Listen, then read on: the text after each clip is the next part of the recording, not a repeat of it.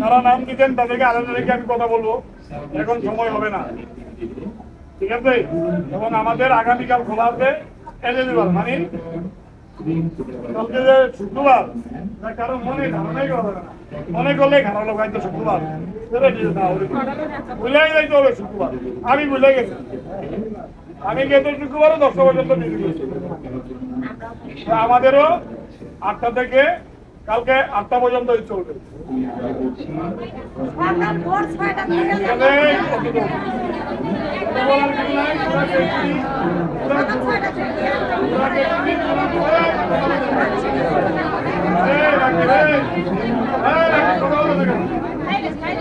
কারণটা কি শুক্রবারে করছেন পুরো ব্যক্তি আগের থেকেই বলা হচ্ছে, এই মাসের শুরুতেই আমি বলছিলাম গেছে মাসে মনে হয় আমাদের ঈদের আগে একটা শুক্রবার খোলা থাকবে না, বলি নাই? সবাইকে প্রস্তুতি গ্রহণ করে এবং এটাও বলছি ঈদের সময় আমরা 3 দিন ডিউটি করতে হবে। আমাদের 2 লক্ষ বিমাল পিছিয়ে গেছি। এই কোম্পানি এমন একটা কোম্পানি, লাভের অংশ আমাকে আপনাকে দিচ্ছে। আমার এই 22 বছর আমি এত ভালো ব্যক্তি দেখি নাই মালিক, আপনারা দেখতে পারেন, আমি জানি না, আমি দেখি নাই। আমার এই গার্মেন্টস জীবনে ওয়ার্কারের চাকরি করছি মাত্র 2 মাস, বাকিটা স্টাফের চাকরি আমি দেখি নাই। এত ভালো মনের মানুষ এই কোম্পানির মালিক, এর জন্য আমরা কেন করবো না? আপনার কি দেন আসলে লাভের পয়সাটাও আপনারা পান বোনাস হিসাবে, কোনো ব্যক্তি তো এইভাবে দেয় না।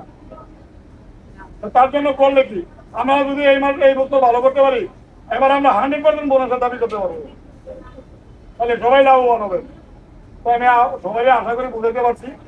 আমি আশা করি কেউ যারা আসে নাই আলাদা ডেকে কথা বলছিলাম, আমি যেন এরকম যেন আলাদাভাবে কারোর সাথে কথা বলতে না হয়, একদম রিকোয়েস্ট ভাই প্লিজ ঈদের আগে এই একটা শুক্রবারই আমাকে আপনারা, আমি তো বলছি 100 মধ্যে 90% চাকরি আমার নাই, 100 মধ্যে 90% চাকরি আমার নাই।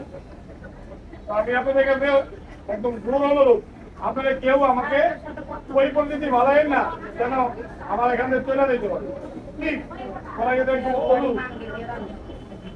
আপনার একটু ত্যাগের জন্য যদি আমার ভালো হয়, কারো ভালো হয়, এটাই আমার আপনার পরম পাওয়া, আমার আপনার পরম পাওয়া এটাই। একজন মানুষ হিসাবে মানুষের জন্য যদি একটু আসান হয়, একটা 15,000 সব পাওয়া যায়, এটা জানেন? আপনি খালি নিয়োগ করবেন, তার জন্য আমি এই উপকারটা করবো। আপনি পারেন নাই, আরেকজন করে ফেলতে, আপনি পুরো তার সব পেয়ে যাবেন। হয়তো আপনি একটু কষ্ট হবে, ত্যাগ হবে, হইলেও আপনি আমার ভালোবাসার জন্য, আমার বস হিসাবে, স্যার হিসাবে, ভাই হিসাবেও সবাই উপস্থিত থাকবেন, এখানে রিকোয়েস্ট।